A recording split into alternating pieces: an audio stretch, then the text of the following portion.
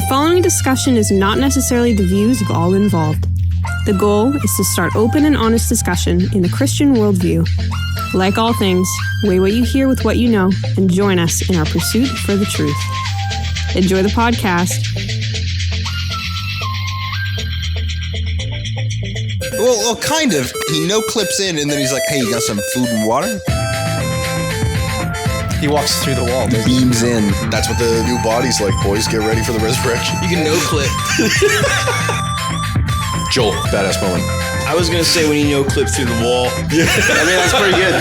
That's the one that brought me the closest to Gnosticism. I think...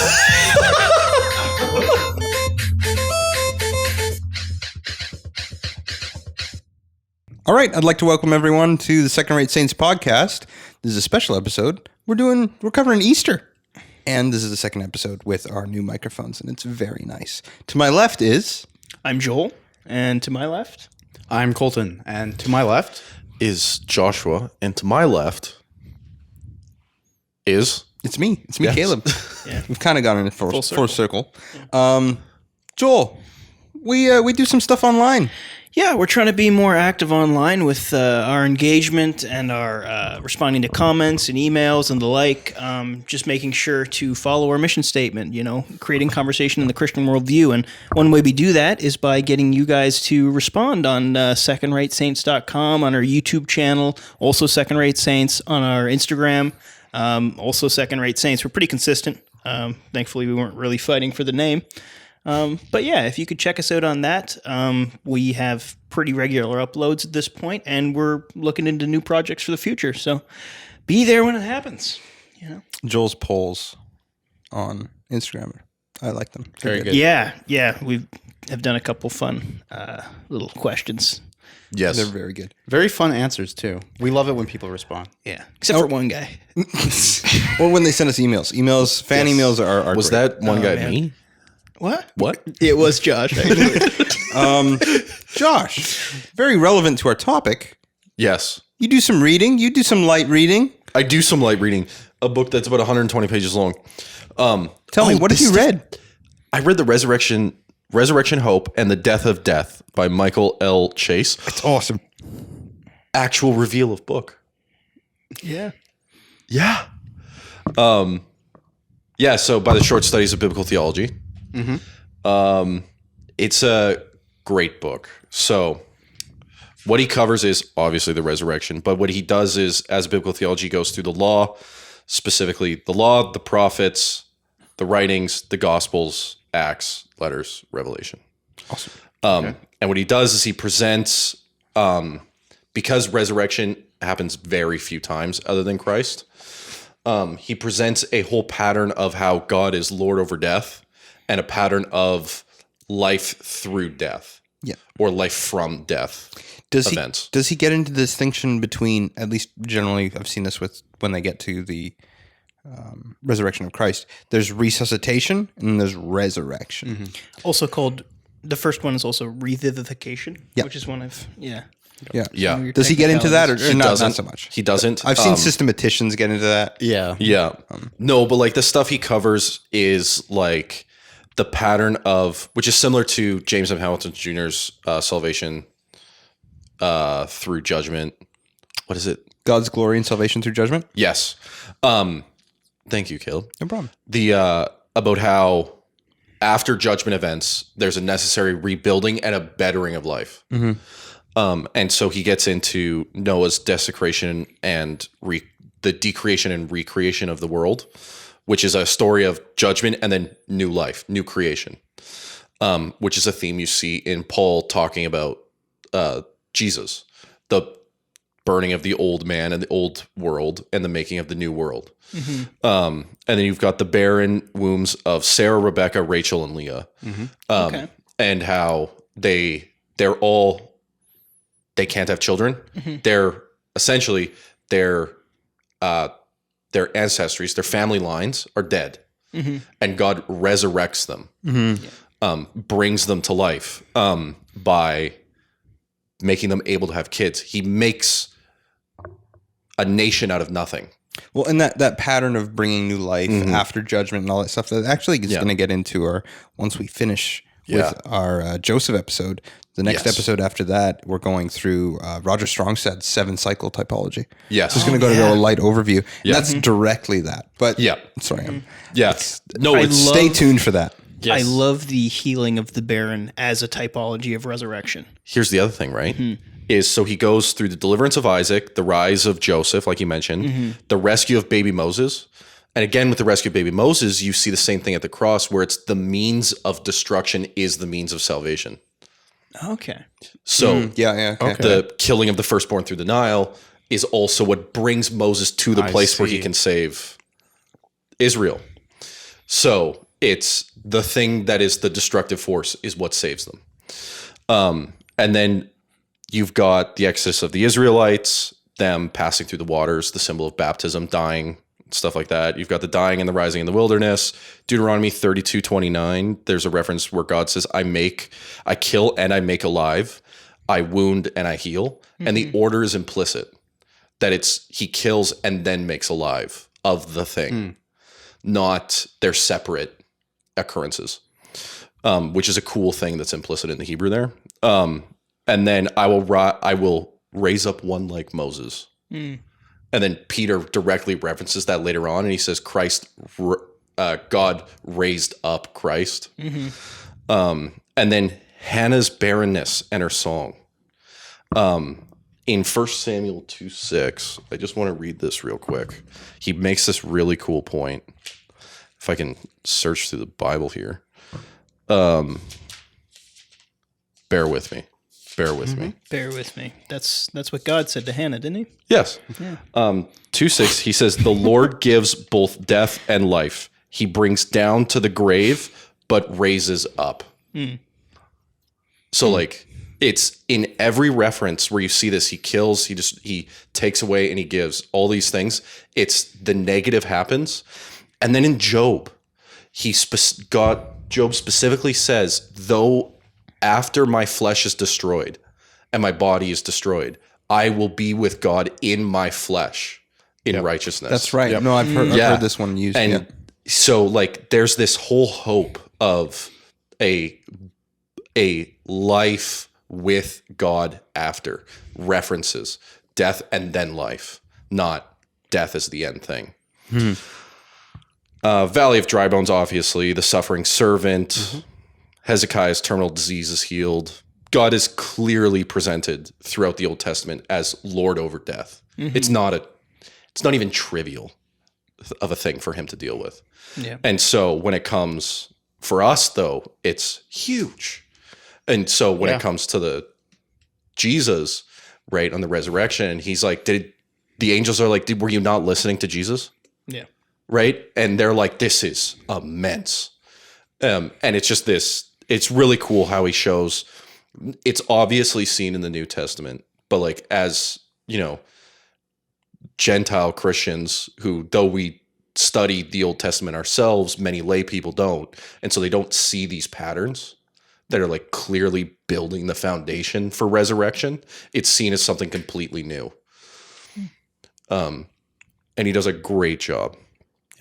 Yeah. I haven't done the book review section. Book review on it yet. Out of all of the book reviews that we have up, that series is, I think this is going to be very the fifth one. Yeah. Oh, really? Yeah. That is such a good series. What's the series called again?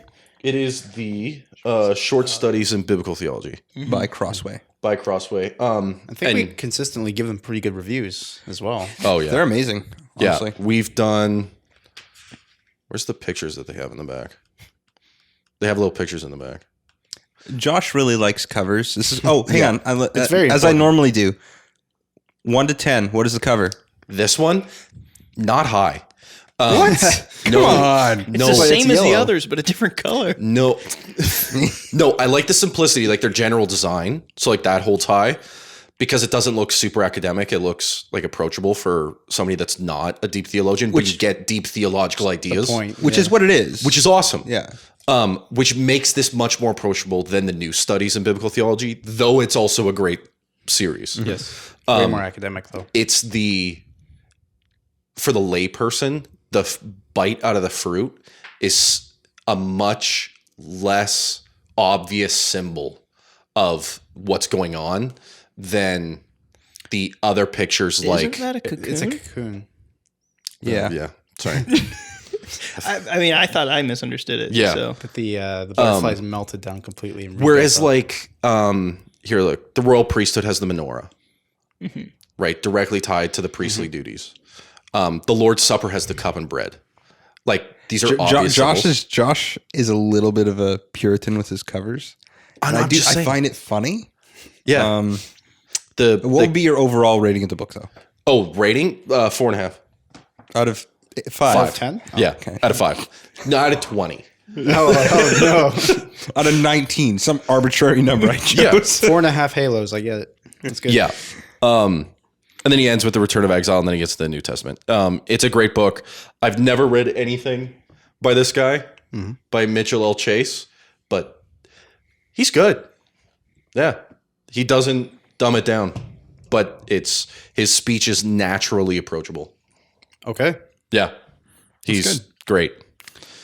And Caleb, that brings us into our episode. It does. So, as people will have noticed, this is not on Joseph. No. Because Easter, Good Friday, Holy Week is coming upon us, and when this audio actually drops, it'll be right in the middle of that. We're going to do a little special episode on Easter and generic Jesus trial, crucifixion, and resurrection, more specifically. Jesus' passion. We're not going to go so much in the Passion Week. Passion? Okay. Yeah. Well, Passion general, but Right. Passion Week would be Palm Sunday all too. the way. Jesus, and we're going to be focusing more on Good Friday to Jesus is Resurrection Sunday. quite passionate about this, though. thanks. You were holding that in, Yeah, eh? ties it in. No, I was guess. about to say it, and then you cut me off, but that's fine. Yeah. It would have been funnier closer to the... Josh, do you thought want it to was take it away, starting stuff off strong with Jesus' trial? Jesus' trial. So Jesus gets brought, he's betrayed by one of the 12. Biggest top 10 betrayals. Top 10 anime betrayals. I mean, Who does he get betrayed by? Everyone knows. Judas the betrayer. Oh, no. It's like the only thing Judas is known for. But there's 2 Judases. well, and being Yeah, but nobody knows the other and one. having a problem with the money. Having a problem with When money? Stealing. no, when the woman who washes his feet with the perfume and anoints him, Yeah. he's like, "What are you doing? Like, we could have outta here." given that to the homeless people." And then Jesus is like, "You'll always have homeless people. I won't always be here, though." Like Yeah. Eugene, was it Peterson? Just message version of the event. Yeah. You'll always have this. Hey, I had to summarize the event. People know what the event is. They've read it, Yeah. you know.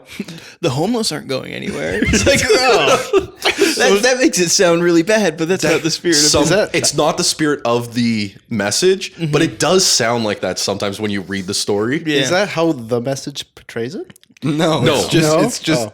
When you read it the first time as like a person, like as a new Christian or whatever, you're like, and then Jesus says, "You will always have the poor." Yes. And it sounds like Jesus is It's a little dismissive, it seems. yeah, or like we'll never fix the problem. But that's besides the point. So he's betrayed by Judas on the Mount of Olives, and he's taken by his disciples to the high priest and his father-in-law. I other think high only priest. John actually records specifically how the order of events goes down in like detail. Yeah. I think the synoptic gospels kind of just like, anyway, so then they go over here and events happen. Anyway, moving on. They get the big points. Yeah. Whereas John, if my memory is right, well, I think it is.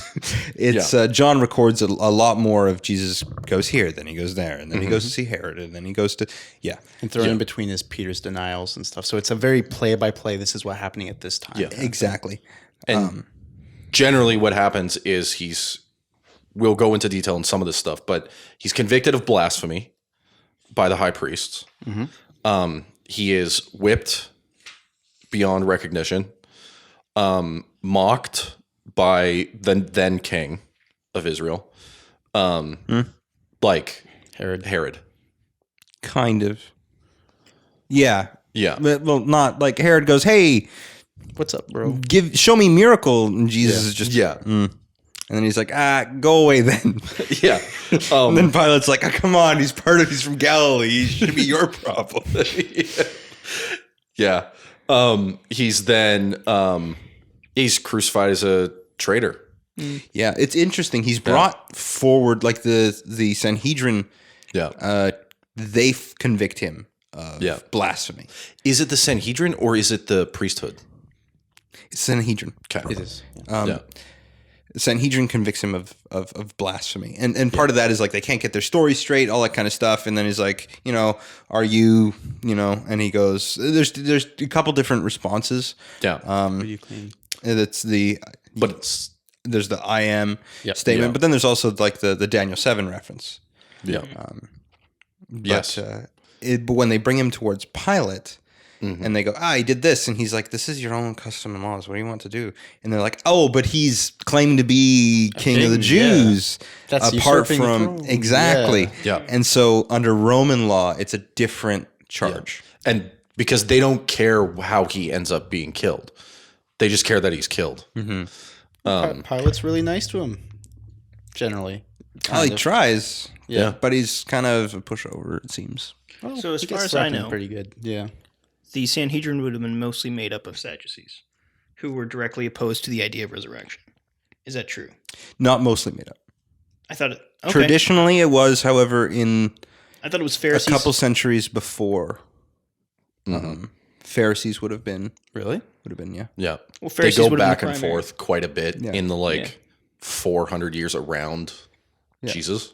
It would have been a lot of Sadducees, but dwindling up until that point. Okay. And then By dwindling, I don't mean that there was only a handful, but like it was a good mix. and then less after right around the sacking and like before that, the Pharisees like become the whole thing, and then the rabbi and the synagogue system takes over. Yep. And then the sacking destroys the Sanhedrin system. So, yeah. Yeah, there's some odd nuance of Jewish law in here that I've never fully understood. Well, yeah, it's like saying, he was convicted by the Conservative Party 200 years into Canadian history. Yeah. And then it's like, well, like what term? Like, Yeah. like what president? Who was in Parliament? Like, Yeah. there's so many moving pieces Well, with I mean, every Canada's year. not 200 years old, but American. Yeah. No, but this is what I mean is like there's so many in every few years there's a switch over of the government. Yeah. And it's like same with any government. There's pieces moving around. Yeah, and there's a lot there. There's actually a lot on why Caiaphas is high priest and not Annas. Annas. However, Who's Annas, also mentioned in the story. Yeah. However, Annas is kind of presented as like, but he's really the one that's kind of pulling some of the strings. They bring Jesus to him first before Caiaphas. And so there's a lot, especially if you know how Rome kind of started to take over Israel during that time and how they ran it and how they played into the Sanhedrin. It kind of illuminates a little bit of the political tension and why things are kind of somewhat cloak and dagger, but then kind of brought to Pilate to give it the okay. Yeah. It's Very political. Yeah. Well, yeah, because I mean, like that's the point that people get with Pilate. Is he a pushover or is he trying to stop a rebellion? Yeah, or a little bit of both. Yeah. Is he? He pushes back quite a bit until he whips Jesus. It's like, is that enough? They're like, no, we want you to crucify and kill him, kind of thing. It's until they say, if you don't do it, You're against Caesar. exactly. Yeah. Yeah. And Which, he at that point he's like, it's not worth the effort. Essentially, that's the vibe I got. Yeah. I wipe my hands clean of this. It's not my dealing. You do it. No, you're doing it, kind of thing. yeah. And then they kind of force him to crucify. I think one of the super interesting things in the trial and part of that whole when he's sent to be flogged brought back, and then they're like, crucify him, crucify him. Mm-hmm. Pilate washes his hands, and then your blood is on you, and they go, yeah, us and our children. And then he sends them off to be crucified. They'd actually re-flog or re-torture them before going back. At least this is what I've read. That would be standard Roman practice, at least. Right. However, during that,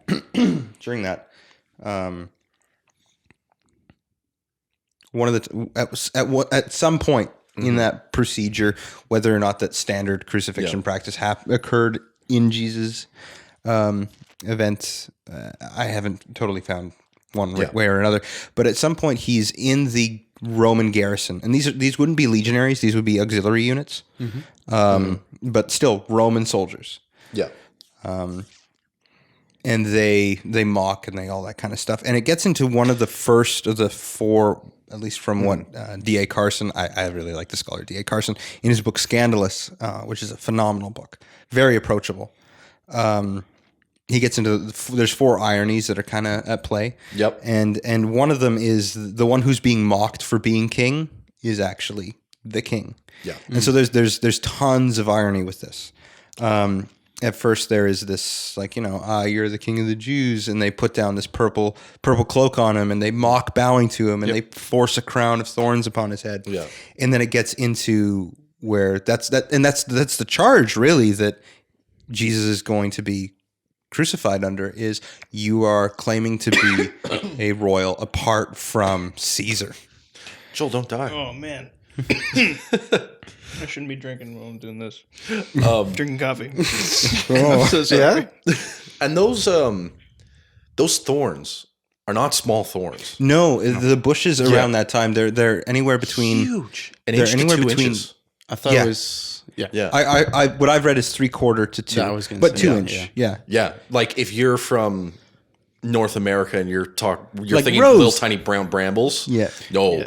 not the tiny roses that you grab when you or the blackberry bushes that you might see. Yeah. No, Well, these are like and then they grab a reed and they strike him on the head. Yeah.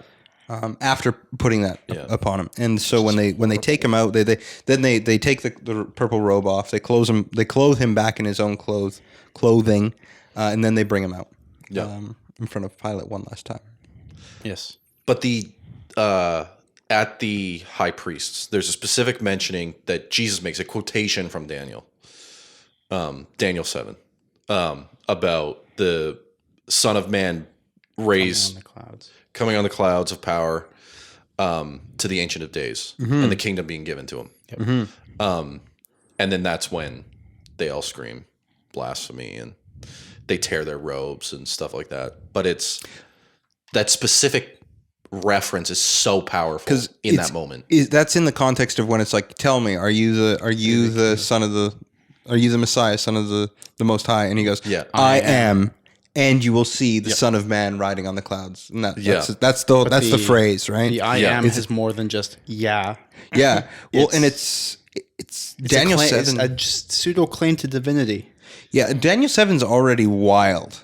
Daniel 7's already presenting this Son of Man figure in a quasi-divine-esque mixed with Davidic promised kingdom stuff, phraseology, all presented in symbols that they would understand from Those periods. And one being like a son of man is describing what he would look like more so than like character and stuff. He looks like a human. He looks like a son of man as the image. Now that's up for a huge amount of debate. Yeah. Is it? Yeah. Okay.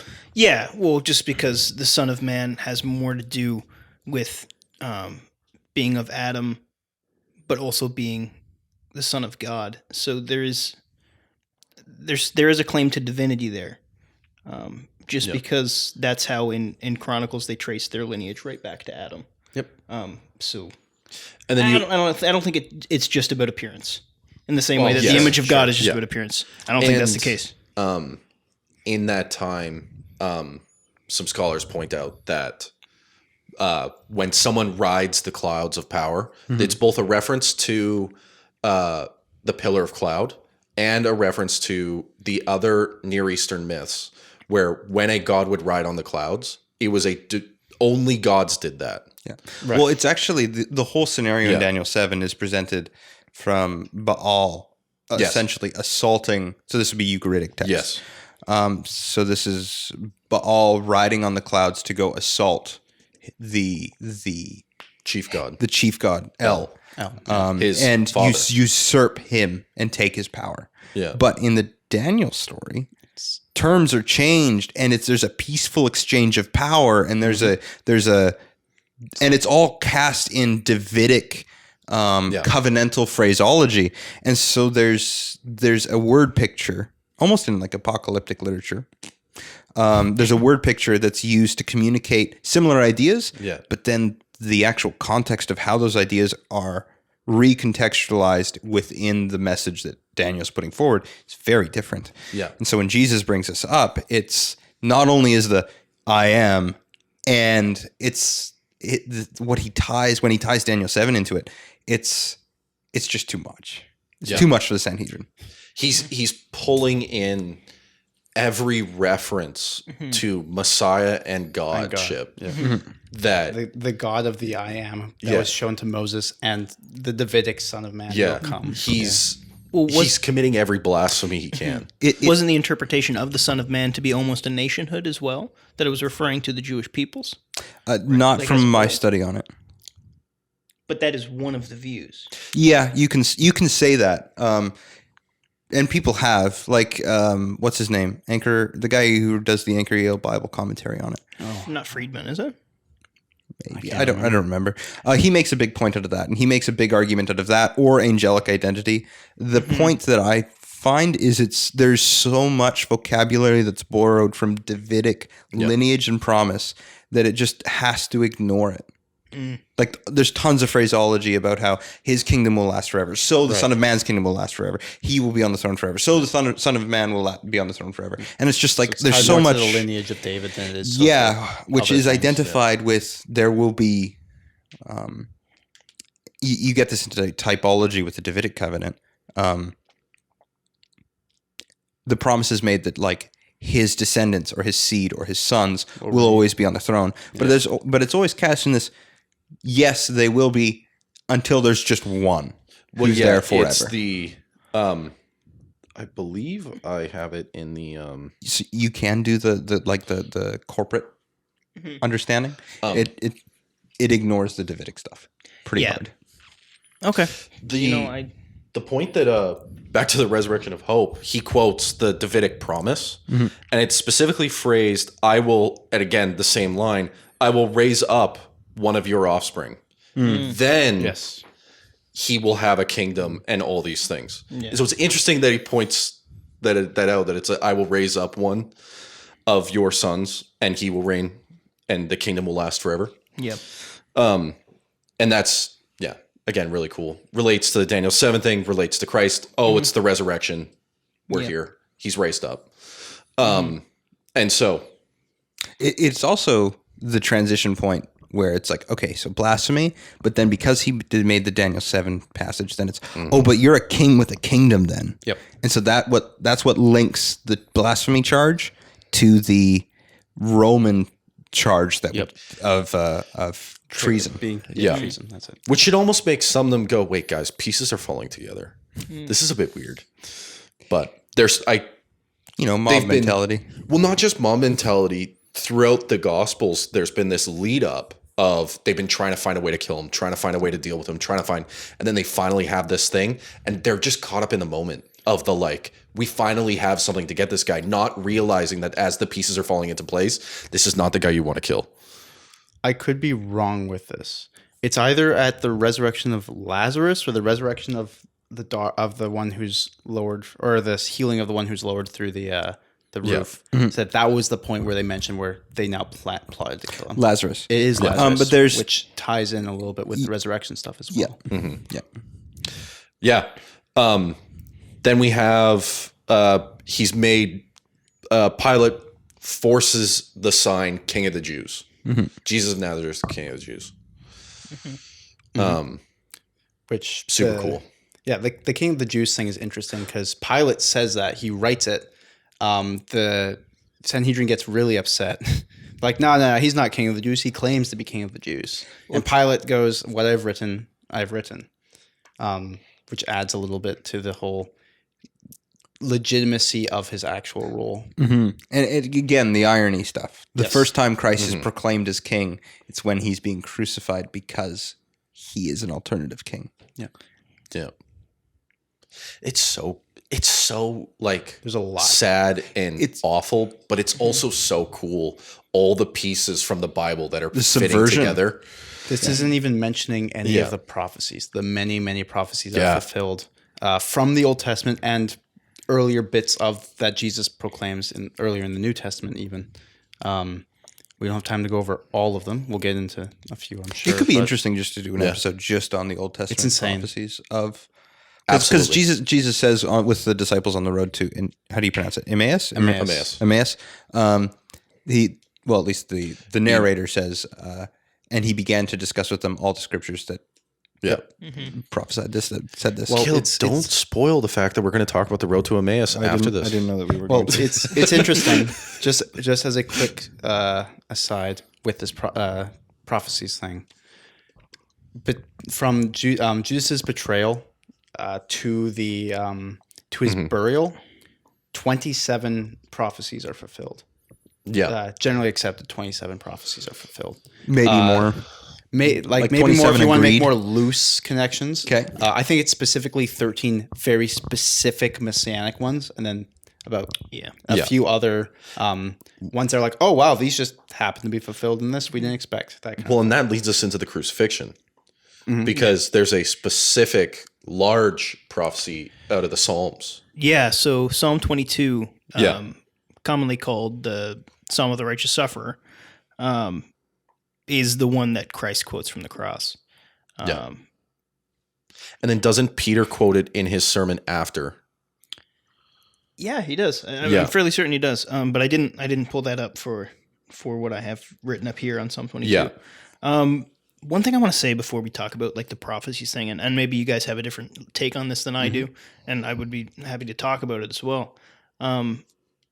Sometimes in an strictly messianic interpretation of Psalms, we lose the dual meaning. We forget that the Psalm is still about us and God, or it's still about God, or it's still about David, or it's still about it has an original context. We cut off a large amount of its power. Yeah. And I think that has happened with Psalm 22. Because when Christ quotes it, he says, my God, why have you forsaken me? It actually came up to me earlier this week. I was thinking about it. That line, the Father turned his face away, right?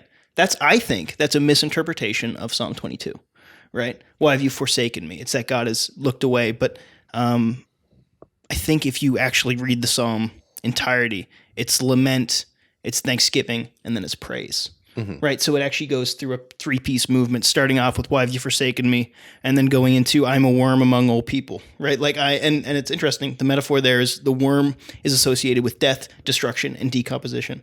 Right, so it's that Christ is made dead. Right, that he begins to decompose in order to subvert.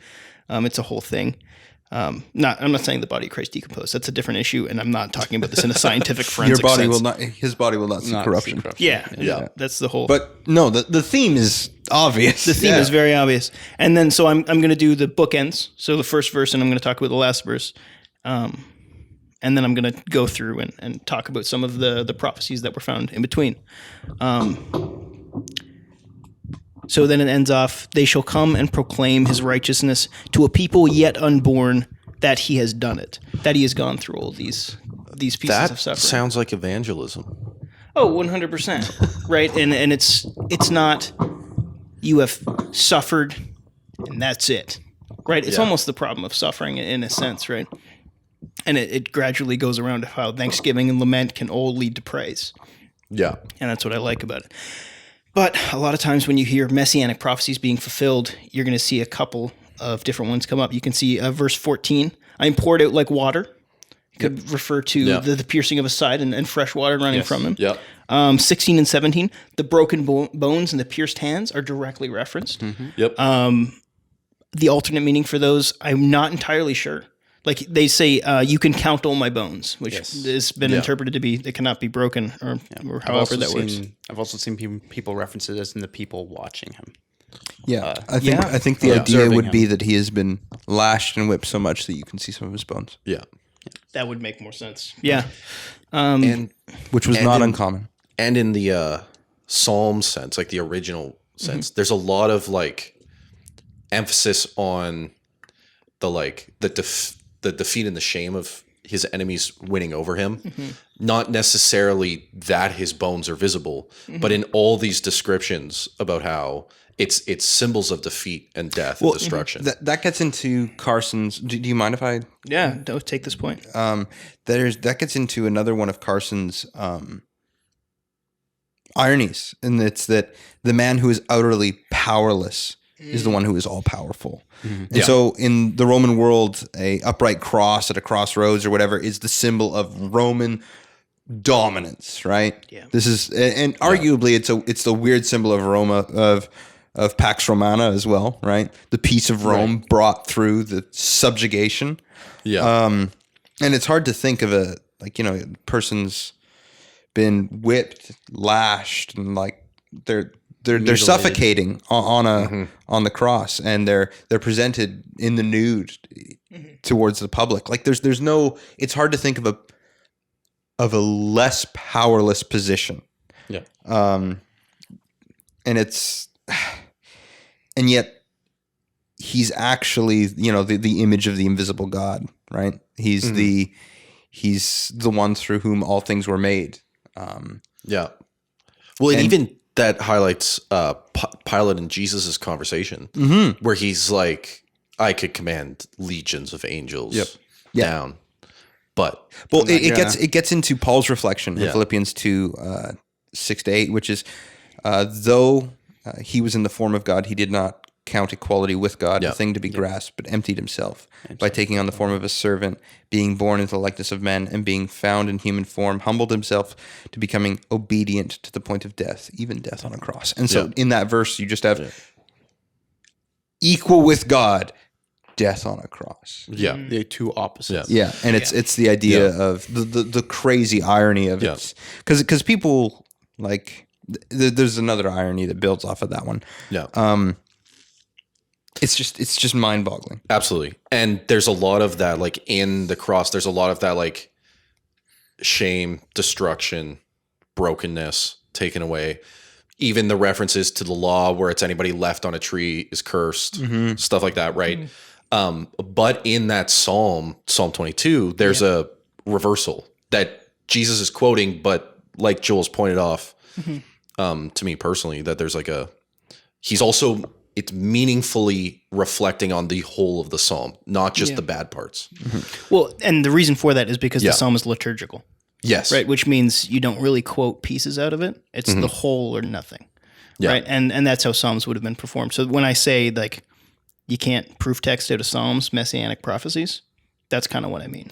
Yeah. You can't just take the piece itself. But this one's almost impossible not to, because he quotes it right from the cross. Yeah. He says it right there. So But what are what is the redemptive aspect after? Because there's like a bunch. Like the psalm is like a page long. yeah, it's a longer one. It's 31 verses. Yeah. Because there's take out my Bible. Where is So it? there's a blessing to the offspring of Israel. Yep. You who fear the Lord, praise him. All of you offspring of Jacob, glorify him. You stand in awe of him, all of you offspring of Israel. For he has not despised or abhorred the affliction of the afflicted. He has not hidden his face from him, but he has heard when he cried to him. Which I think is interesting that has not hidden his face from him is right in there. Yeah. Because we say that with such confidence that God turned his face away from his Yeah. only begotten son, right? I think that's interesting.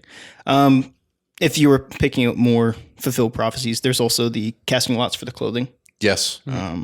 as well as the dogs encircling him. So that word for dog can actually be used as a derogatory term for Gentiles as well. Jesus uses it. Yeah, He does.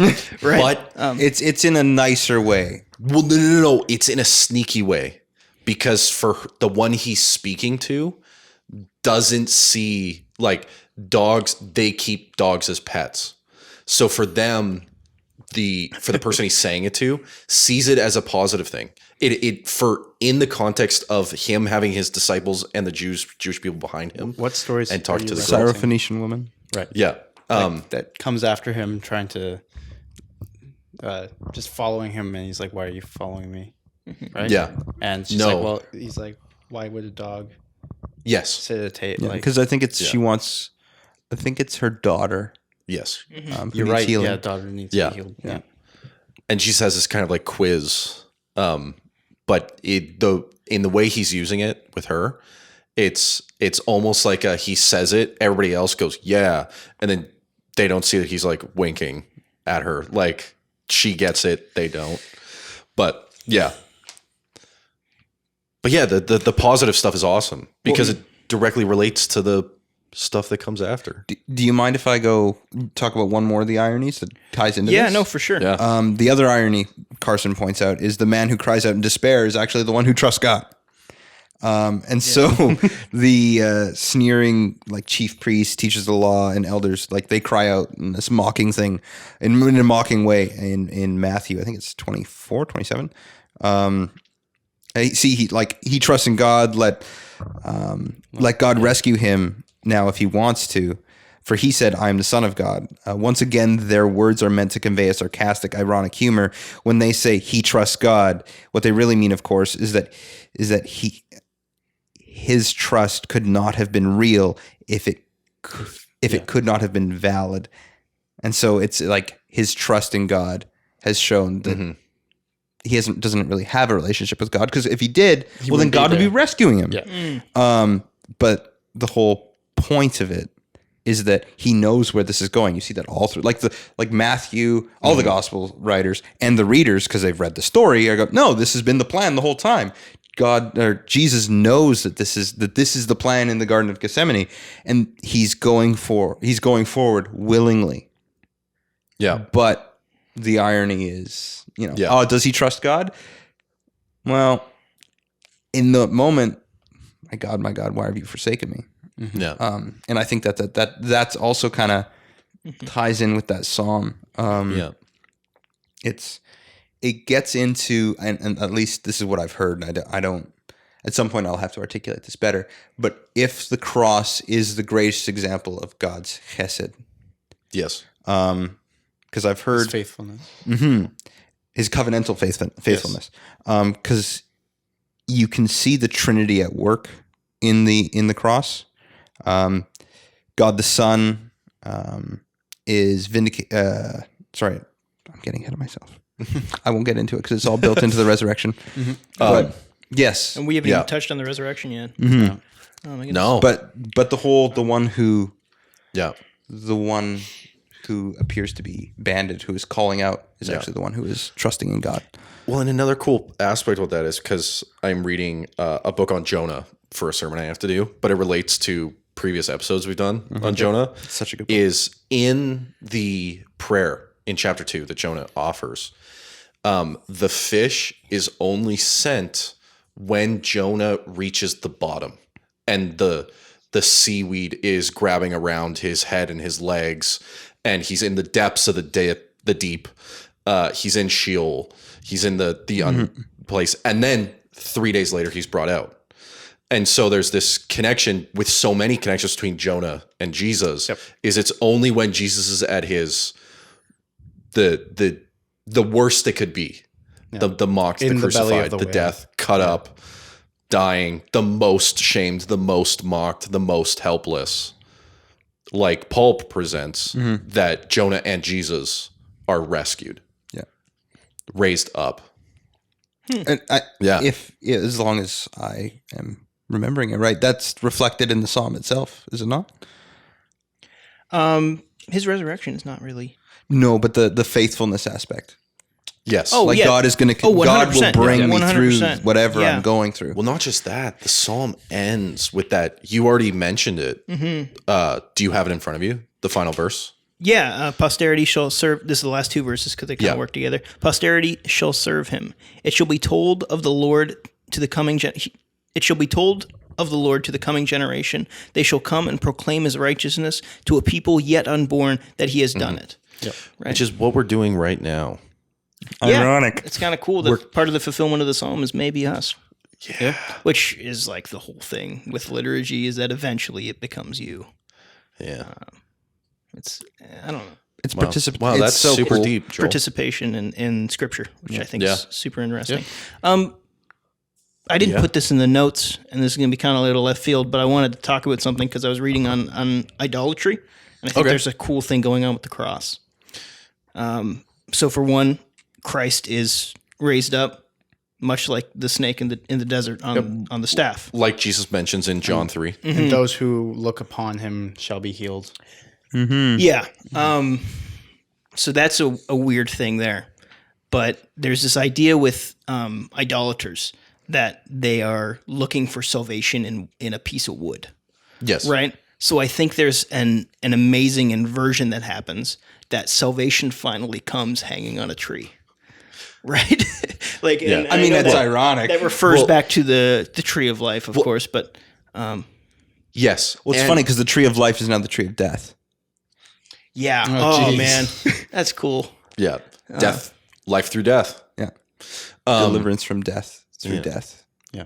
Also, it's if we want to get into light image of God, image of Christ stuff, it is if the image of God is supposed to be like quote unquote idols or icons of God, things that represent a God. Christ is the representation, the true image of God Yes. that is being hung. So even with the idol stuff, the false idol, he is the true idol. Yeah. The only path to the Father. Yeah. Yes. When you look at him, you see the Father. Yes. Yeah.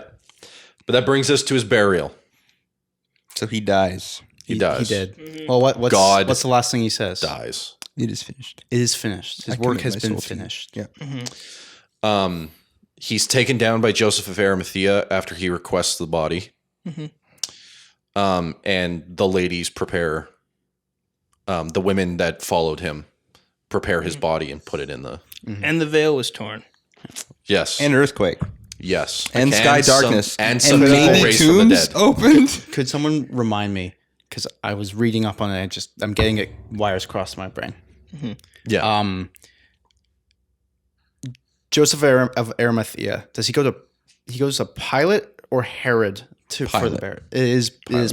And then For the Pilate's burial. like, he can't be dead already. yeah. And then, oh, he is. Okay. Well, and Yeah. that goes with the no broken bones thing, because if he had if he had been there so that he would hang on the Sabbath, they would have broken his bones. Yes. So that he would die before the Sabbath. Yeah. Also, the piercing of the side and blood and water come out. He is already dead. Yeah. It's one of the apologetic things. I know, like, we don't have to get into it massively, but one of the apologetic things that I've heard is, well, he didn't really die. Like, he was just close to death. The swoon theory. Yeah. Romans know how to kill people. Very skilled at it. Like, More than most others. yeah. Second only to the Assyrians, Yes. as we've talked. Yeah, normally because they dissected them. Look back to our Jonah episode for that. Yeah. And Nahum. Yeah. Yeah. No, it's also assuming that. You're telling me he wakes up in a dark tomb, rolls away a stone by himself, appears to the disciples as someone who almost died. Walks a fair distance. Yeah, and they go, man, God raised him from the dead. You're telling me that man wouldn't look... Horrid. Yeah. Yeah, there's no watch- other real explanation from Yeah. that point. Regardless of the theological problems in Passion of the Christ, just watch that for reference to love that what movie. someone would look like after the I was crucifixion. going to talk about it earlier. I just didn't get a chance. But the Passion of the Christ has a few interesting bits thrown in here and there for drama's sake. But generally speaking, is a beautiful and horrible representation of what actually happened. It's is auto cry horrifying. for me. Yeah, no, it's horrifying. Yeah, horrible in that the events are horrible. Yeah, beautiful in that. Yeah. this is the love of God on display in 4K. Not just that, there were countless. Oh my goodness. Not just that, there were countless stories of non-Christians going to the theater and watching the movie and weeping. It outsold Spider-Man 3 for months on end. Not only that, they make a reference to it in Deadpool about it being the highest earning R-rated film. Wouldn't surprise me. It's wonderful. That's funny. I've never been able to sit through the whole thing, to be honest with you. I watched not out of boredom. I am just not good with gore. I watched It's it a right lot. before Rough, going on man. a mission trip. Makes me bawl my eyes out. Yeah. Quick small point. Reading the reviews for that movie are wonderful because it's a mix of this is the most beautiful thing I've ever seen, and I brought my children to see this. They're not going to sleep ever again. An hour of the 2-hour movie is Jesus getting whipped. As we're talking about Jesus's passion, not the whole Yeah. week, but Jesus's death and resurrection, a wonderful representation. If you want something more visceral than the how many people would assume the general Sunday school tamed down version, Yeah. it gives a very dramatized but real version of something that would have happened. Kill, are you okay? Yep. It's a lot. It's It a is. lot. Well, I mean, like for us Christians, and this is getting less from the text, but like this is everything. Part of being a Christian is confronting the fact that you are a wretched sinner. And then when you watch that scene or you read the Bible, and then you see that scene as like a supplementary thing, it just puts into your vision just like he did that for me? Well, it gets into the final irony that Carson pulls Yeah. up. It's that the people watching, the scribes, the Pharisees, and the priests, the final one is that they say, hey, he saved others. What? He can't save himself? Mm-hmm. And that's the whole thing is, no, by not saving himself is how he saves others. Yeah. And it's because he didn't save himself, because he took our place, because the wrath of God was poured up upon him, and he bore it all. Yeah. So that we don't have to. Yeah. And it's wonderful. With that and with what Josh was saying, there's a reason we're talking about this in between our series, is that this is the most important event, as we claim, in history, let alone the most important event in the Christian worldview. Yeah. Well, it's the turning point of the Christian calendar. Not just the Christian calendar, it's The world's calendar. Well, that's his birth for whatever reason. Christmas is more important, right? This moment is the result of every sin, and as Paul later goes into, all of creation is leading up to this. Yeah, it's the promise that things will not continue to be this way. Yeah, is what the resurrection is. Yeah, the death of death. But you can't have the resurrection without the crucifixion. The crucifixion without the resurrection. And Caleb in our notes put up a really good quote on this. Caleb, do you mind if I read it? Absolutely, go for it. Okay. So it's by Moltmann. Jürgen Moltmann, which is German, a German Reformed theologian. Yeah. In The Crucified God. And he says, to understand the death solely in the light of the resurrection would rapidly lead to a Christ myth in which the death of the bringers of the salvation was an important fact, but not Jesus himself and what brought him to the cross. If this death were considered only in the light of the life he lived, ultimately neither the death nor the life of Jesus would have any special importance beyond that of the comparable life and death of a great prophet or demagogue. It is the same Jesus who was crucified and rose from the dead, and this must be the starting point of Christian faith.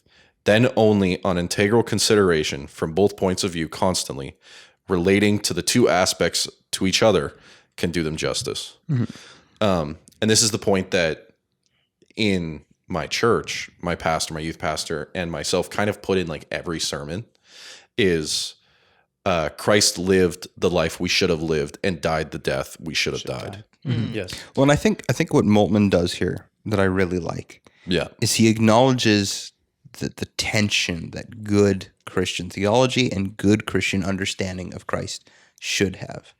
Is he the exalted, sitting at the right hand of the Father, that based on his resurrection and the future hope that he has brought with it, and the submission to God's plan that he had, that he showed in the crucifixion? Is that all true? Absolutely. That is he is the author and perfecter of our faith. Yes. On the other hand, was he also the one who interacted with first century culture, who talked to the high priest, who talked to the disciples, who walked in history in moments and actually interacted with normal people, and that those two things meet and both occur not just in the crucifixion and resurrection, but in his life. Yeah. And so Moltmann, at least one of the reasons why I like this quote is because he acknowledges that is the starting place for proper Christian understanding of Christ. Yeah. He died. Yeah. He was buried Yeah. Yeah. and embalmed? Question mark? Embalmed? Was he embalmed? No, he was prepared. Embalming is like a That's what they would have been his going fluids to out do. and Yes, you're right. He was not embalmed. no. There was some death spices. Yeah. Okay, that's why I thought embalming was. Shows how much I know. Perfumes and stuff to make the body not smell. Yep. yeah.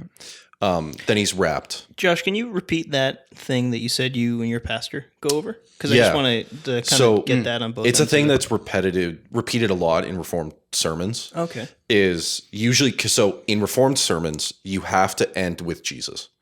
Every sermon has to end with Christ, because it's part of the understanding that all of the word leads to Christ. So, it's Christ lived the life I should have lived and died the death I should have died. And the point of that is with the whole substitutionary atonement is he lived obedient to the law. I didn't. He died under the wrath of God, which I didn't. And was a good example. Yeah. And Moral it influence. this leads us to the resurrection, not a moral influence. Immortal Which then, influence. because the fact that he lived the life we should have lived under the law and died the death we should have died, that clears us of our sin. If we believe, we have faith in him, we are a part of him. And the resurrection, because we're part of him, we gain the benefits of being with him. And so that leads us into the resurrection part, but I wanted to read one verse because where is this one verse that I put down? Oh, Peter, the chief disciple, gets into this. The Pope? How dare you? I'm sorry. 1 Peter 1:3. Prime patriarch. Yeah, he says, praise be to God the Father of our Lord Jesus Christ. In his great mercy, he has given us new birth into a living hope through the resurrection of Jesus Christ from the dead. Well, and it gets into Paul's whole thing where it's like, if Jesus didn't raise from the dead, we should be, what is it known as? We should be mourned as the chiefest, as the least. We should be of fools? pitied above all. Yes. Oh, yeah. Yeah. Something to do with fools, though, I thought. I might be Yeah. mixing my understanding. Different The pity translations. above all, I think, is Yeah. actually, We should be pitied above all people. that's it. Yeah. That's it. But, But yeah, there's I have another verse later as we get into it, but we need to talk about the resurrection. But it's specifically Peter attaches our promise of new birth to the resurrection, the freedom of sin and the justification through the death and the life of Christ, and the new birth through the resurrection. We die with him through baptism, and we raise with him in new life. well, and that's why baptism is it's presented throughout the New Testament as both our method of identification with Christ's crucifixion and with his resurrection. Yeah. And that is why it's normally associated with, that is where at least symbolically, maybe depending on which tradition you follow, that is where new life begins. Yes. Well, and that gets into already but not yet. And then Paul gets into that with how live as though you have the new life. Sorry, live as though you are resurrected. But Walk with the newness of life. Yeah. Is I think a phrase. and so Jesus is resurrected. What happens? What does that look like? Joel, go.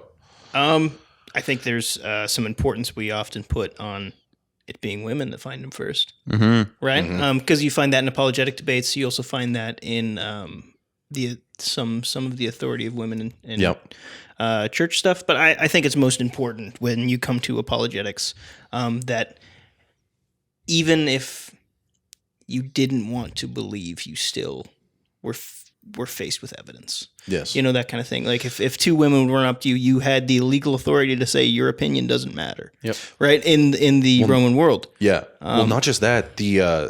I don't know if it's in the Talmud, but in Jewish literature, there is a line that it says the two witnesses that are despised above all are shepherds and women. Yes. Yeah. And this also gets lightly. It's funny, but It's horrible. it gets a little bit into just some minor apologetic stuff as well. Is that if say the apostles were to make up the story, or if they were to put forward, why would they put forward such a quote unquote pitiful story of themselves? Because they don't believe it right away. There's no glory. No.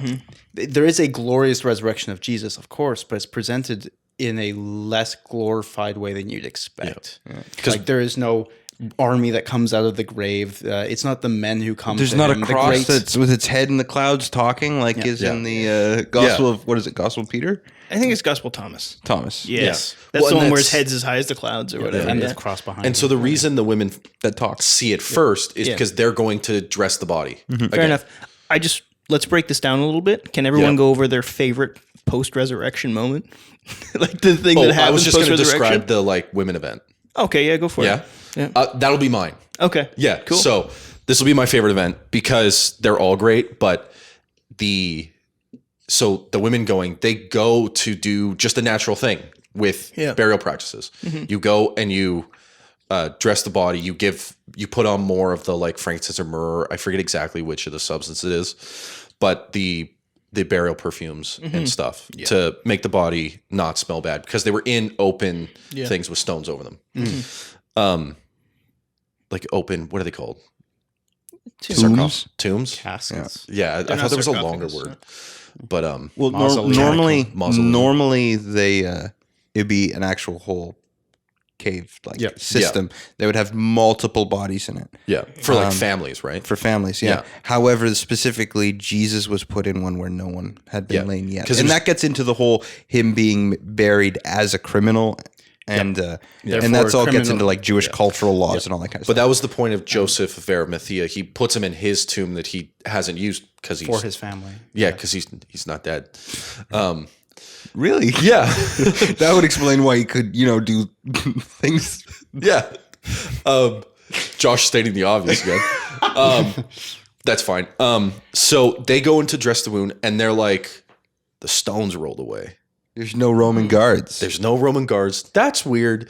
And they meet a man, and they say, "Why are you here? Did you not listen to Jesus when he said?" Nope. That's the angels with the disciples. Yep. Mary is crying because they think they've Yeah. moved Jesus, and then Jesus comes up and is like, "Hey, why are you crying?" And she's like, "Oh, you're Yes. the gardener. Like, Yeah. where did they tell me? Where did you Yeah. move the body?" And he's like, "Hey, hello." And then she runs up, grabs him, and he goes, "Hey, you can't touch me. I need to ascend." Which I don't know what that No, means. don't cling on to me. That's sure. Yeah. Okay, is there something cool going on with him being mistaken as the gardener? Right. Well, I it's don't not know, it's not 'cause- the only time he's mistaken. He's mistaken quite a few more times. Well, yes. As well. Yeah. The Emmaus event, he's just another guy. But I don't know, the gardener and like Eden and like a proper restoration to Yeah. the idea that humanity is back as the gardener of We're on the up and up. yeah, it's I don't know, it's might just be a little nod, might be nothing to me. Well, to me, it feels like this is the first time when once again man has walked in the garden with God. Exactly. Yeah. So there's something going on there, whether it's explicit or not. But yeah, and then they run back to the disciples and they're like, "Guys, this is," and they're like, "No." And then Peter just like books it. Yeah, and then John outruns him. It's funny. And then John specifically. It's written specifically. Yeah. A little bit of a The one who Jesus bet loved. John and Peter had a fun relationship. But here's the thing, Peter's married. He's probably like, I don't know, who knows how old he is at this point. He's Mid 30s. traditionally held as the oldest. Yeah, mid 30s. And then John is traditionally held as the youngest. And so it's some teenager beating an arguably middle-aged man and running. Yeah, because Peter and Jesus are the only ones that have to pay the temple tax. The stated to have paid the temple tax when they enter. Yeah. I didn't know that was the proof behind it. Yeah. So that's one of the arguments. It's not like, because it just states that they're the only two to pay it. It doesn't state, and the others didn't pay. Although it is strange that they would be the only two. Yeah. So the idea is that they're the oldest and the only ones necessary to, which would put them at a certain age and the rest of the disciples at a certain age. So you got John arriving on the scene faster than Peter. And Peter finds the head wrap folded. Yeah. Oh, the Shroud of Turin? Yeah. That proof is not conclusive yet, though it's getting weirder and weirder as time goes on. Yeah. I put no faith behind it. But I'm going with probably. But Really? I think so. Probably. Why not? Is that the only holy relic that you hold? No, if there's a whole bunch. it is proven, Whole bunch. then yeah. But Why What's not? the stat? Isn't it like there's enough pieces of wood that are part of the cross that it makes up like 13 crosses? Yes. Yeah. There's a couple so crown of good. thorns. To be fair, I wouldn't doubt if one of those shards of wood were probably from the actual cross. I mean, I guess. I wouldn't doubt it. A lot of these things were collected not like only a few hundred years after. Yeah, a few hundred years. Yeah. After the Romans would have continued to crucify people on Yeah. those crosses. I don't know where any of this wood in this room came from, and it's less than 100 years ago that it was cut down. Well, most of the stuff here are sawdust and glue. Well, and some of them got burnt up in church one- fires. And Regardless, favorite post-resurrection moment. Colton That's goes such next. a weird way to phrase it. I don't know why I did it like that. Well, I'll go next. If we're going post-resurrection, there's quite a few things that I think are really obviously the whole resurrection story, gospel in general, I think is fascinating. It's hard to pick something. If I had to pick one, it would probably be Thomas's doubt. Oh yeah, that one's. For me, I find it I have a really interesting from both an apologetic standpoint and just a believer doubt how that works kind of standpoint, as well as just how it ties in with the resurrection. we dunk on Thomas. I have another Thomas is great. Can I go over You the have Thomas another stuff? one, I have another one after we go around. Okay. Joel. You want to go? I don't know. Well, with Thomas, for those who aren't fully aware, He doubts. yeah, well, Thomas is not in the house when Jesus arrives to the disciples. Yeah. Jesus comes to them, it's like, sup. They're like, wow, Jesus, you're pretty cool. He goes away. Thomas comes back, goes, yeah, there's Doors no way. are locked You during guys- this time. He just Yep. He walks through the wall, doesn't he? beams in, and Teleports. beams out. That's what the new body's like, boys. Get ready for the resurrection. Maybe. You can no clip. God mode activated. Anyway, Thomas comes back, goes, there's zero way you saw the resurrected body of Jesus. There's no way. And Yeah. I might be messing up this account, but I'm pretty sure I'm right. But Jesus appears. And he's like, yeah, I'm not sure until I feel the wounds on your hands, kind of thing. I will not believe. And Jesus kind of gives him a bit of sass, but lets him touch. But the awesome thing in that section is then Jesus makes a comment to, again, us. Yes. Where it's like, yeah, but there will be generations that haven't seen. Blessed is the one who believes but has not seen. You have believed and you have seen. Blessed is the one who has believed but not seen. Yeah.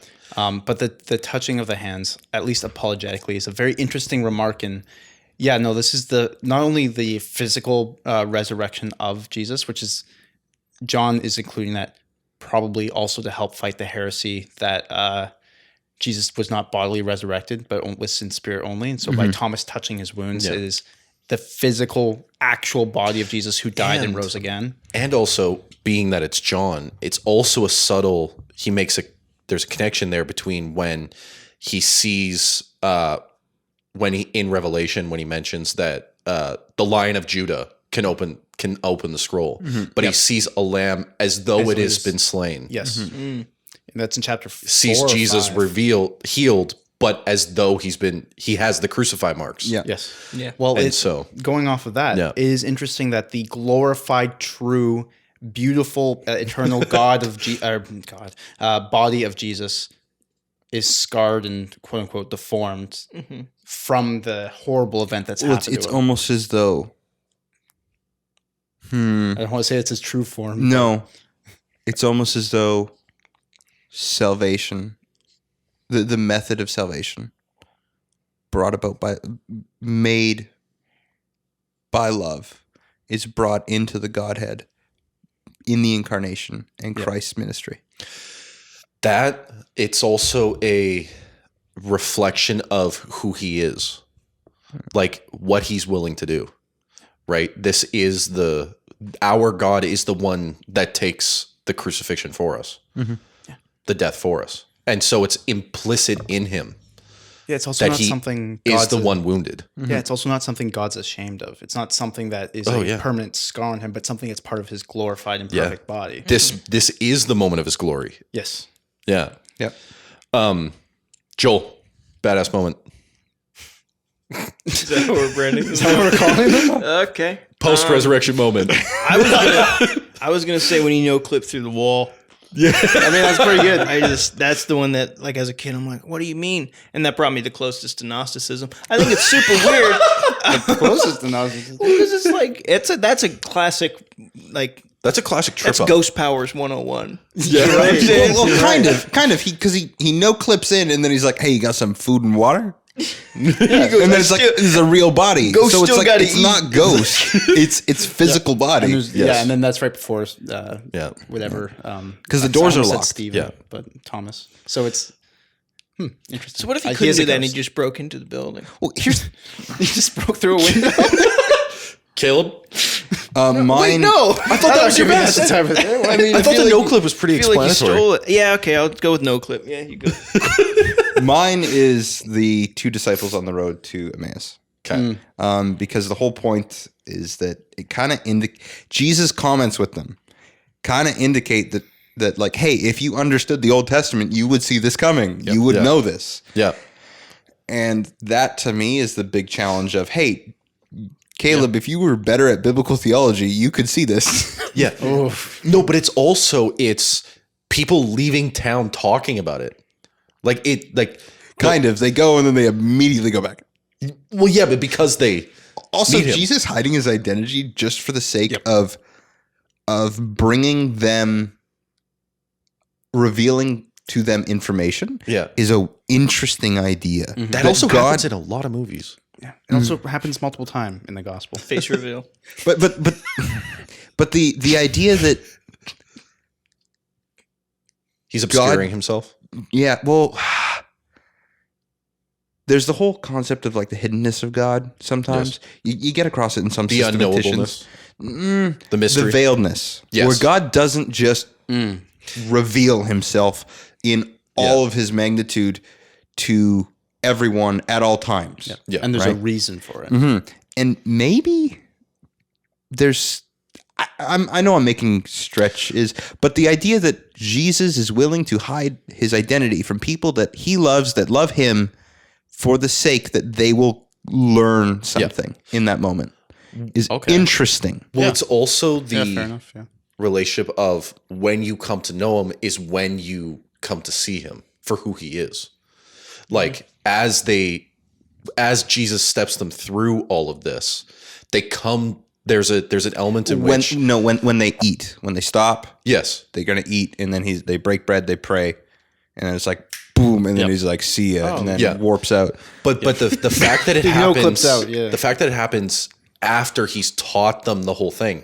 If you've seen if you've read the Old Testament, you will see this, and he steps them through it. And so it's through this, like when you've got intellectuals or atheists that have like, I've read the Bible and it's whatever, right? But it's through the deep study, the prayerful meditation, the blah blah, going Giving it through some it level and, of generosity than the bare minimum. It's a high demand piece of literature. It's not easy for a 21st century anyone to fully understand how a book full of many genres with many perspectives all have their localized meaning and their meaning tied together. And they're highly complex works even in that. Yeah. It's not.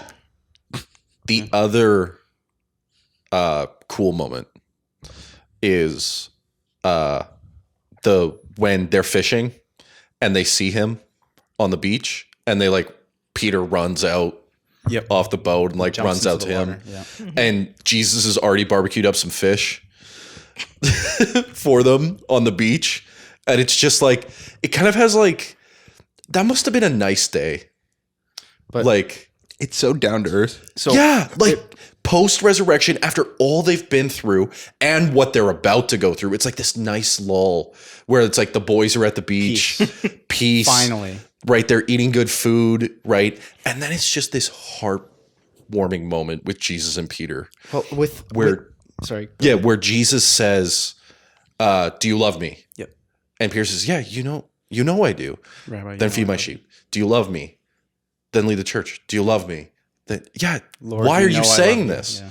Right? And the purpose behind that is Jesus is making him say, I love you 3 times as a counter to his His 3 rebukes. rebukes of Christ 3 times. Or how about there's an aspect too when they're having that discussion, and then Peter kind of, what's set up in the text is kind of Peter looks over at John essentially. Yeah. And then Jesus is like, it doesn't matter if it's not up to you, some people who are to live until I come back or not. You follow me. Yeah. So it's like, I have plans for other people. Yeah. Don't worry about that. Yeah. You individually. Yeah. It's one of those, there's a couple moments in the Gospels, at least to me, where it's like, what does this person say? What does this person say? What do you say? And I think to me, that's another one of those moments of, yeah. Other people, they got their own stuff. I have my own plan for them. What are you gonna follow do? me? Yeah. But it's so, for Peter, that must have been, because like that wrecked him. He weeps after he hears the crow. And after all this, and then the God who died for him, resurrected, says, it's okay. Well, you mix that, which is beautiful, but you mix that with him jumping into the water before they even come to a shore. I wanted to ask, because I did a light study, but I don't know how true this is. Is it a connection to him walking on water and not having faith? So it's not him walking on water again, but him jumping into the water with the faith he's going to see Christ. Not that I think. Not that I've seen. Not a parallel of any kind. I don't think know. there's at least Cool thought, though. I like that. I think at least there's, because it's the same guy at the lake with Jesus, like there's at least an allusion to it, but I don't think it's saying too much. Sure. Like it's saying like the Peter now is not the Peter then. Sure. Like the Peter now is the one that's willing to jump out before he's called. He sees him and just goes. He says he loves him. He doesn't deny him. Like this Peter's not the same Peter post-resurrection. All of these guys aren't the same guy that they were before because of the resurrection. Yeah, it's a happy ending.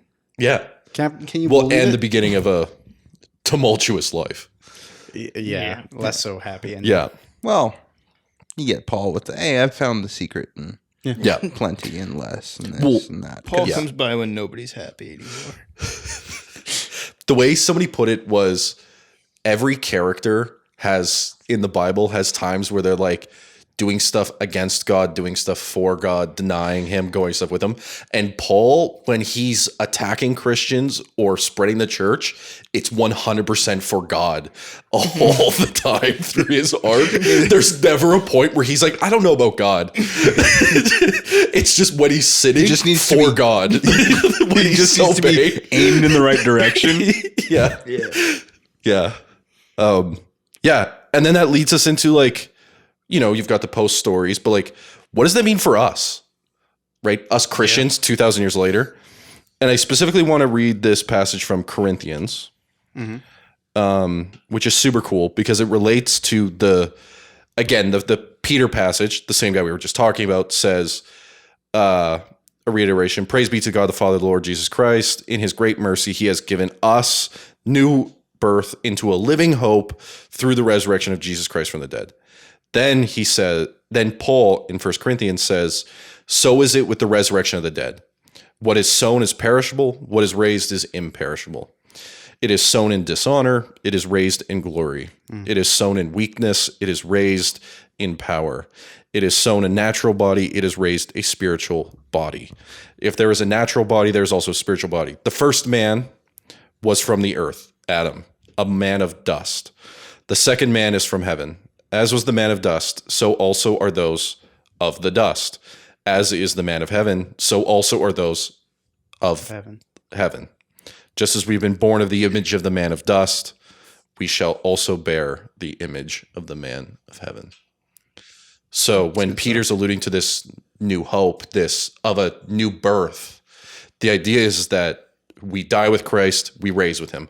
The way we see Christ generally, there might be some things that are God specific there.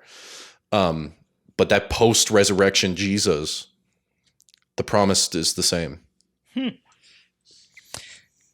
Do you mind? I know this isn't in the notes. If I read out my conclusion for my resurrection paper that I did in a Christology class. Yeah. Yeah, go for it. Because I go over 5 main threads, Okay. trying to pull it together for what the story can mean for how we should think about God. Yeah. Therefore, what does the completion of Jesus' earthly ministry as sealed by the resurrection reveal about God? To name a few, 1, God uses the means of rejection, pain, suffering, sin, and death to defeat those very things, rendering that in Christ there is hope and victory in such things as weakness, pain, suffering, and even death itself. The resurrection reveals that God is so good that he defeats evil by its own means and therefore does more than overcome but breaks their power. Yeah. Yeah. 2, the death and resurrection of Jesus reveals that God experientially knows a human limitation in death. I know that Josh and I have debated back and forth on this one. 3, the resurrection of Jesus reveals the lengths that God will go through for relationship, all because he so loved the world. The cross and the empty grave stand in history as the event where God displayed love, yet from an informed perspective, they stand as God's premeditated and accepted suffering as the linchpin of the created order. Yeah. 4, the fact that God wishes to dwell in the hearts of humans through the Spirit, which is part of that whole us partaking in the resurrection. Yep. Transforming them shows that not only does he want to reconcile humanity to himself, but desires to continually to help them be as they ought. And 5, all of the previous reveals the scope and the glory of God's cosmic plan.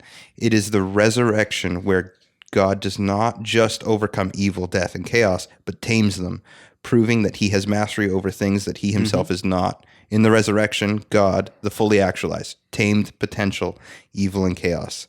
The implications of such things escape one's mind, and they are left uttering the words of Paul, "Oh, the depths and the riches of the wisdom and knowledge of God." Yeah. Yeah. It's I wish I could articulate how the resurrection is interwoven into so much of the New Testament, because it's everything. Yeah. Well, and Like of course the crucifixion is there too, and you should really articulate those two things together. yeah. But it's so intrinsically tied and is the foundation for our hope Yeah. Yes. today. Our hope Yeah. today. Today and for forever. Well, and your point about I wish I could conceptualize it, say it into its awesomeness, right? But that's the end of John's point, is like you could write countless books, Yeah. right? With all the different, there would be not enough ink, Yeah. not And enough books to fill the entire world. I think my favorite song with all of this related is an old hymn where it's if every man a scribe by trade, every stalk on earth a quill, if the ocean with ink filled and the sky of parchment made, to write the love of God above would drain the ocean dry, nor could the scroll contain the whole, though stretched from sky to sky. Yeah. That is just such a, beautiful. like, he's referencing John like all that stuff. But it's just you couldn't say what it actually means to us. You couldn't say what it actually is other than what is written, other than what is continuously like put into our hearts every time, like we're praying and crying, because God just places the impact on our hearts so much. Or the fact that sometimes in this episode, some of us have to look away because like it means so much to us as we read it. And what you're saying is that it's not is like Caleb said, it's wonderful, and Josh, there's not enough. It's something that, despite the fact that we've been talking about the resurrection a lot every day for the past large chunk of our lives, and especially since being at school and moving past that and such. It's the thing that we always come back to, not in just like, oh man, that's great, isn't it? Yeah, it's great. I mean, we do that too. But here, look, we say, hey, look, here's this new angle that we didn't think about the resurrection. What do you think? All right, this is how it ties in with this. This is how it ties in with this. Oh my gosh, there's another beautiful angle to this whole thing. Yeah. The depth and intrigue and far-reaching nature of this one single event, not just in history, but even in the Bible, but also in history, is, I don't want to say unfathomable, but I think it's the right word to describe just how it's not just how we feel, but there's so much there. I mean, and we get to spend eternity with the guy and praise him and worship him and talk about it and everything for eternity. Like, this is what we will be praising him for the rest of time, for infinity. Yeah. It's one of those like the Christian religion makes some wacky claims. Oh yeah, like in general, right? A little bit. This is, to me, this is the body of our God. That's a pretty wacky claim. Like, yeah, but to me, it's this: that God Himself was crucified in Christ. Yeah. What? Yeah. Yeah. Well, and that's the gospel, right? Death and resurrection. Yep. That's all you have to say, and then everything else is built upon that, right? Yep. In concentric circles of gradual, like more and more importance to where it's on a cosmic scale, and that's really cool. And I think as we head into Easter, that's kind of going to be the focus. It should be the focus of most Christians, all Christians. Sorry, that the gospel should be accepted and understood in a second, and then studied and expected for eternity, right? Like that whole idea, right? Is that that's a really good line. In the same way that the crucifixion references all that came before, it also builds everything that'll come after, right? Yeah. That's all I got to say on it. How are you guys going to be formulating your thoughts before Easter? Easter's pretty cool. You guys, any special traditions or anything you're going to be going into? Oh, this could end up being longer conversations, but if you just want to touch on some stuff. I watched The Passion of the Christ on Good Friday. Yeah. But not religiously. No. That was so weird.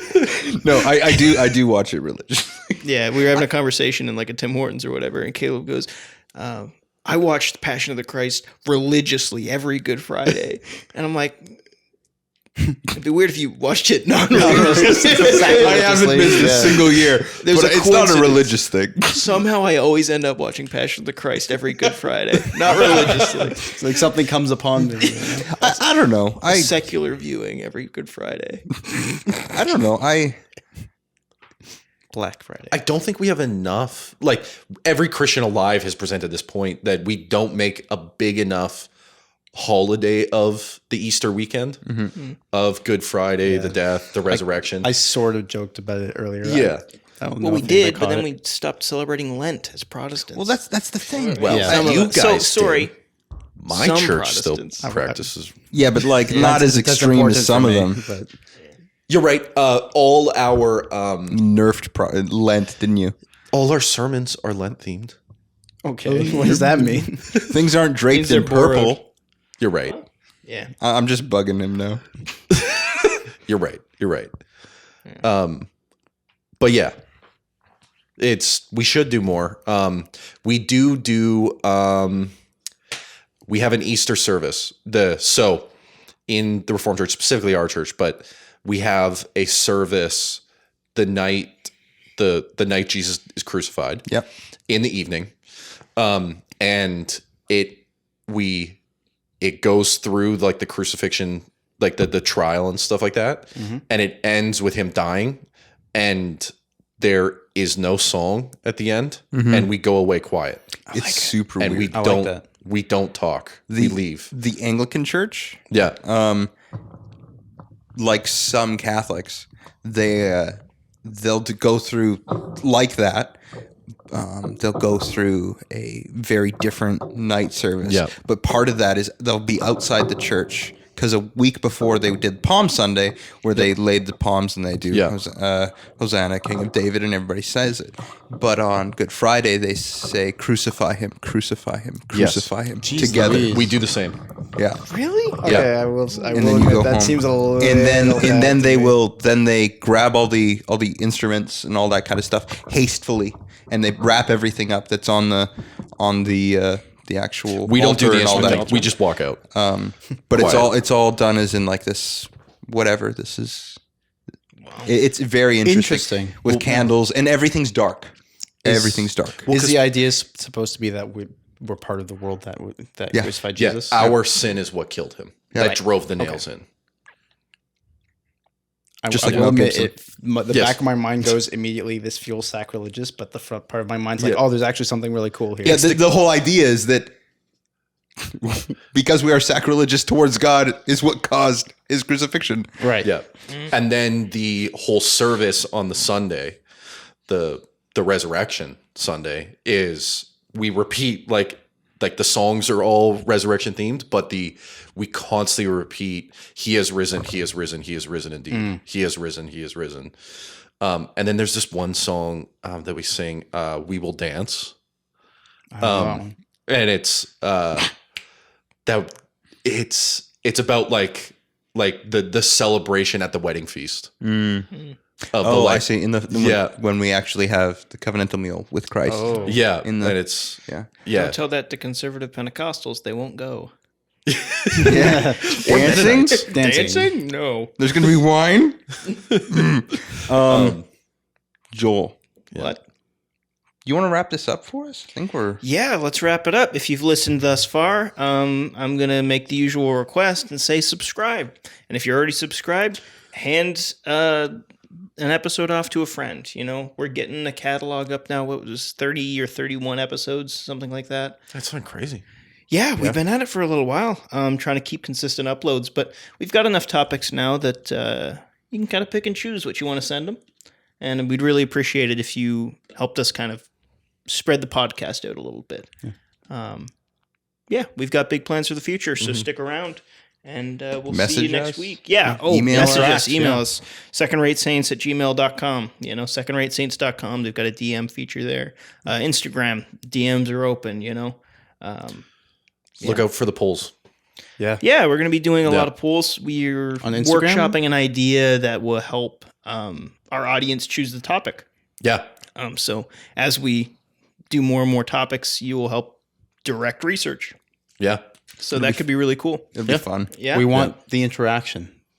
Like you said before. And we'll be working, we may have some polls on Instagram, but we also might move to YouTube, depending on kind of what our response is, where our larger fan base is going to be, just because we want to have a clear-cut path. Watch out for that, and watch out for our next episode coming to you next week. Thanks for listening.